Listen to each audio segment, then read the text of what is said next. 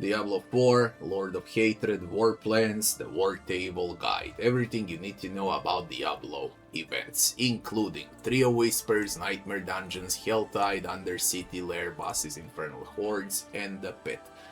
What has the biggest value, what you should play, when you should play, and what content you should pick for. Let's go.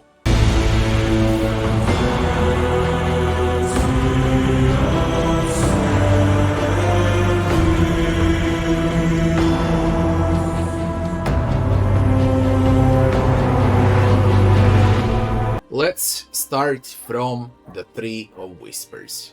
The extremely important thing in the game. Why? Reason is very simple. It's not the loot that drops from the bags, it's experience, okay? The most important thing to do is Tree of Whispers, especially when you level up, and it's your primary objective. The more XP, the stronger you are. Simple as that. So basically how you should do it. You should pick something easy like the Infernal Hordes, and you should, of course, aim early game for the Infernal Hordes and complete all that you see on a map for the Infernal Hordes. Go back to TRL, get the XP, go back to the Trio Whispers, get the cash, get the XP, and repeat until you are level 200. Paragon level 200. So the Trio Whispers is the most important one. The next would be closely connected Helltide. What it's worth taking from the Helltide here. It doesn't matter whether you're gonna go through the Hellworms, through the Bloodseekers, through the Maggots. This in the middle is the most important thing to level up first.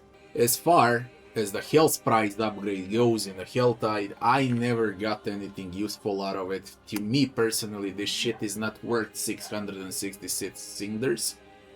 It just ain't worth it, okay? I tested it multiple times, so if you're gonna branch later on from the middle, do not go on the right side, go on the left side with Empowered Shrines for the maximum threat, to call the Hell Commander. Much better than to actually go for the Hellsprice. Not to mention that the Hellborn here will provide a Mind Cage which is gonna raise monster level in the Helltide. Helltide is mid content, it's always good, okay? From start to finish, the mega late game, easy to do, fast paced, everything can drop out of the Helltide, and what's most important, the best way to get those dots, points for the Trio Whispers is through Helltide. So Helltide and Trio Whispers are closely connected.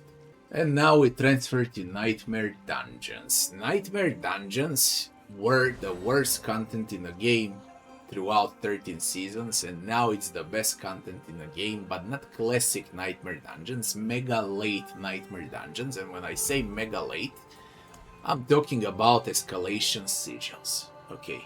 It's 3 dungeons in a row. And once you reach 3 points in a skill tree, and when you get a branching pathways upgrade that opens 2 portals in escalation dungeons, it's gonna be simply amazing. Why? Because you can get like 500 million to a billion gold per run when it runs with a Wild Splendor, with gold caches and so on, or with goblins or with whatnot. You pick between 3 portals every time, 3 dungeons plus the final boss at the end. It's a lot of gear, a lot of equipment, a lot of materials, gold, you name it, it's in the escalation dungeons. Classic dungeons are not actually worth it, okay? I actually don't have a single classic dungeon. They're only worth doing to upgrade the escalation on the war table. But once you have escalations, you don't play regular dungeons. Now, what is the best way? The best way is to connect dungeons, okay? If you can get 3 connected Nightmare Dungeons and do the escalation sigil. So 1 escalation sigil will provide 3 connected here, and you're gonna finish up the war plans fast. But that's if you get lucky, of course. So Nightmare Dungeons, as far as they go, they're the best freaking content in the game. Most fun, fast-paced, they provide tons of things that you're gonna need for crafting, for absolutely everything basically. Nightmare Dungeons are the top tier content this time.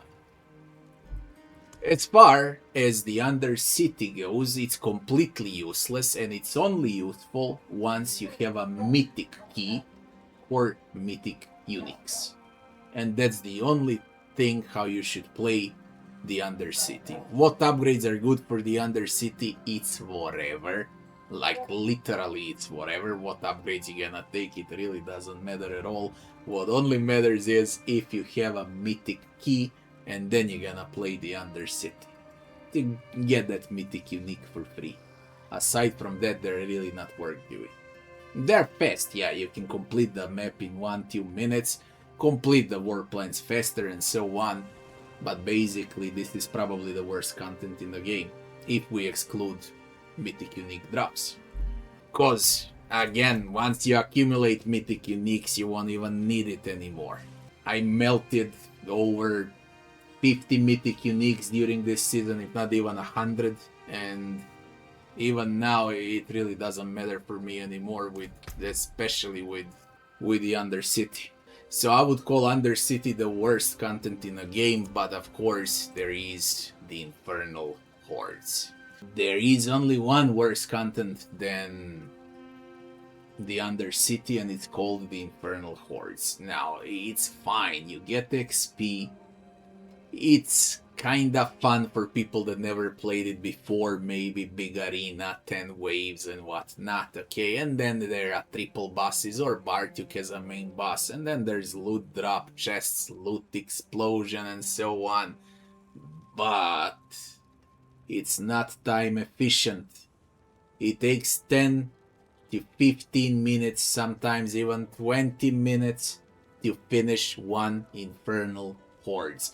That's extremely time consuming. You're gonna get, for those 15 to 20 minutes, you're gonna get way much more from Helltide or from Nightmare Dungeons. So time invested and the amount you get back, no matter what upgrades you pick on Infernal Hordes, is just not worth it. And of course we got Lair Bosses. Lair Bosses, it's very simple. We want to open Nemesis Lair, okay?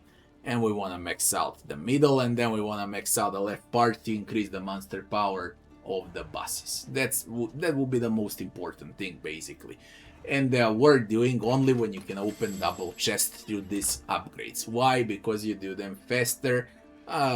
Portal can open to the Nemesis Lair, where you're gonna see another loot explosion. Bosses are of course mandatory for plenty of different builds, because bosses, as in previous 13 seasons, always drop uniques.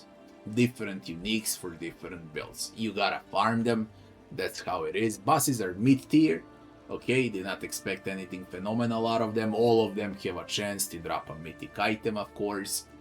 And they also drop some gold and some materials. But basically you farm bosses for uniques. Alright. So that didn't change much through the ward table. There is only that Nemesis Lair, and that's about it. And the last thing that remains would be the pet.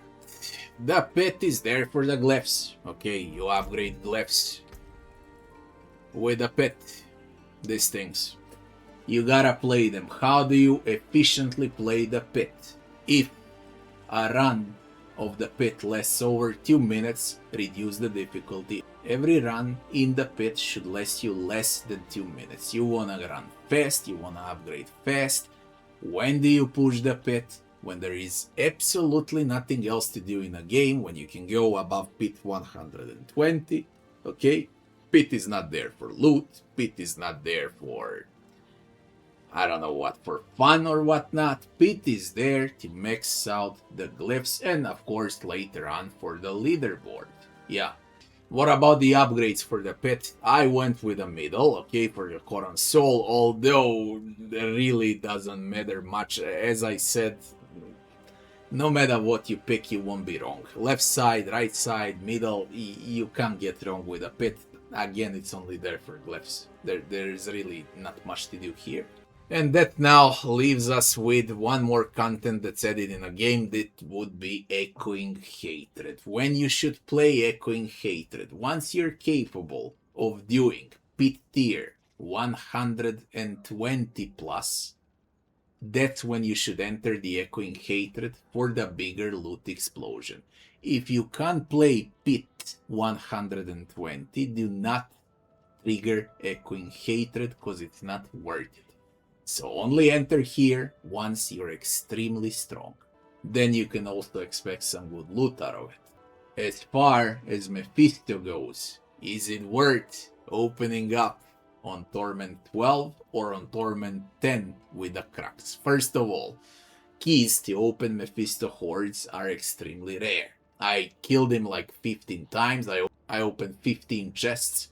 I never ever got a Mythic Horadric Seal. And I've seen everything this season but a Mythic Horadric Seal. That's an extremely rare drop. Some people have luck, some don't. I didn't have any luck. And what you should do with Mephisto? Should you open up all of those chests on Torment 10 or on Torment 12? I recommend opening one on Torment 10 and then keep all of them for Torment 12. Do not open all of them on Torment 10. Should you play Rise of the Khazra? No, you should not. This event, I think, is due to a rework, so be patient for the next season, probably. So what is the bottom line? And what's the most important? Number one is experience. You get experience through combination of Trio Whispers and Helltide. Most fun, how to get rich through escalation sigils in Nightmare Dungeons. Avoid the Infernal Hordes and avoid the Undercity unless you have a mythic key for the Undercity. And of course, always farm bosses when you have keys. Pit, once you max out glyphs, do not enter until you plan to push. Do not waste time. Diablo, to me personally, is how well you invest time in it. Okay, you can waste your time or you can be smart. Smart thing is, get the XP, get the glyphs, ramp up escalations, and then upgrade all of the gear. That would be the proper order. Everything else is not the proper order and you waste time. So remember, Helltides equals bounties, bounties to Lair Bosses and Nightmare Dungeon escalations. And then you craft, and then you push the pit. That would be my guide for the Diablo endgame and for the war table. Of course, all of this can change drastically in 50 days with the upcoming season, because this is all, I guess, just a big test for what's coming up during this year. Anyways, it's a good change. It offered a lot of new stuff to do, and I really like the game this time compared to the previous 13 seasons when I hated it. If you enjoyed the video and if you found it helpful, don't forget to like, share and subscribe, and I'll be seeing you on the next one. Thanks for watching.